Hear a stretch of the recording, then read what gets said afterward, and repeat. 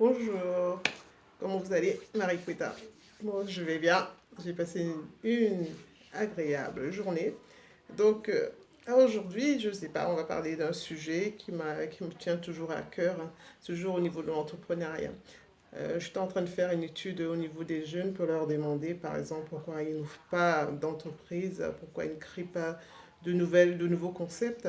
Donc, il y a beaucoup qui s'arrêtent au fait que c'est financier. En fait, on s'arrête beaucoup tous le coût financier. Mais alors, quand tu prends le temps de demander la question, est-ce que tu as fait une évaluation de ce qu'il faut? Est-ce que tu as fait en fait ce qu'on appelle à peu près un business plan? Business plan, c'est vraiment un gros mot, mais vraiment évaluer un peu l'environnement dans lequel on voudrait travailler, les produits qu'on voudrait travailler, la concurrence, connaître à peu près tout ce qui est marché.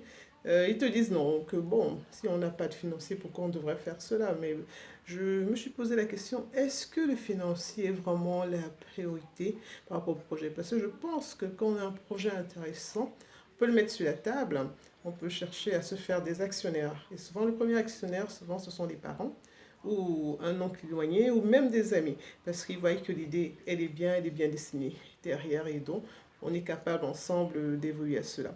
Après, il y a aussi le fait de ne pas connaître, de ne pas s'intéresser à ce que font les gens du même secteur d'activité. Donc, moi, je pense que c'est d'abord ça la vraie difficulté parce qu'il faut regarder ce que font les autres. Il faut aller auprès d'eux, il faut aller écouter et surtout se former.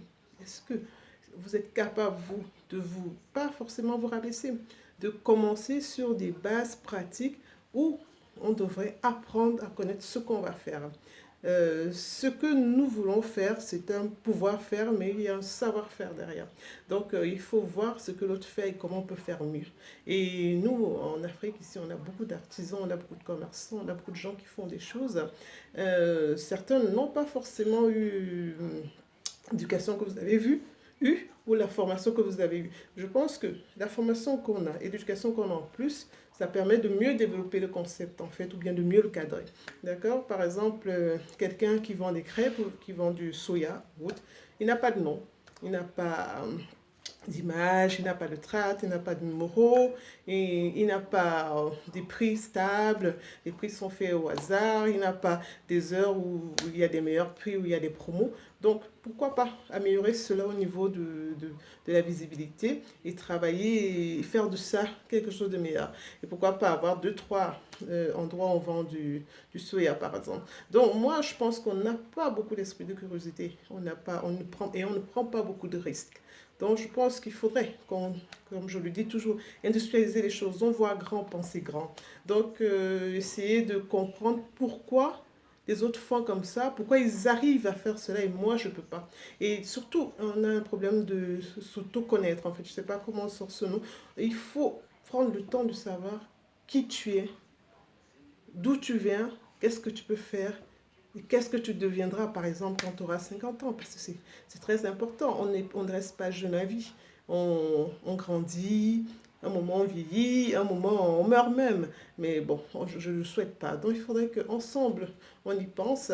Je pense qu'il faudrait vraiment qu'on réfléchisse à aller auprès des autres, à voir ce qu'ils font, à tricher, comme je dis souvent à mes étudiants. Il faut tricher ce que les autres font et mieux améliorer. Mais pour mieux tricher, c'est de se former, d'avoir de l'expérience. Donc, obligatoirement, il faut travailler. Il faut travailler. Et après, c'est vrai qu'on parle de la vie, il faut avoir un salaire, il faut avoir des revenus fixes.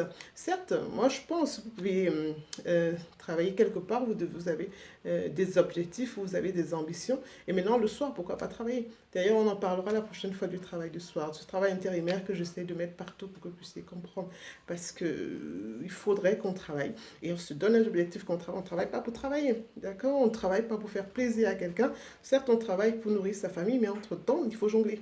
D'où il faut faire plusieurs activités, essayer de voir laquelle fonctionne le mieux pour être plus rentable. D'accord? Donc, nous en parlerons, travaillons continuer à travailler, pensons industriel, pensons grand, voyons grand. Et le rêve n'est pas interdit. Je pense qu'à force de voir grand, de voir le mode industriel tâche par tâche, on va étape par étape, un à un à un. Certes, ça peut prendre du temps, mais la vie, c'est pas la course, hein, c'est la résistance. C'est aimer vivre où on est, comme on est, avec les moyens qu'on a. D'où je disais, quelqu'un peut avoir 200 000 vies. Une famille, quoi. Monsieur, madame, ils peuvent avoir 200 000 avec 3 4 activités et vivre, ils sont heureux. Et pourtant, vous avez par exemple des millions, mais vous n'êtes pas forcément heureux. La vie, c'est être heureux. D'accord? Et comme mon père disait, savoir comme ça sa conscience qui est libre. Qu'on ne doit rien à personne. On n'a pas de compte à rendre. On vit avec ce qu'on a. Les enfants sont épanouis et c'est le plus important. D'accord? Vous direz qu'est-ce que vous en pensez. On en reparlera la prochaine fois. Je vous souhaite une agréable soirée à tout le monde. Portez-vous bien et à bientôt. Ciao.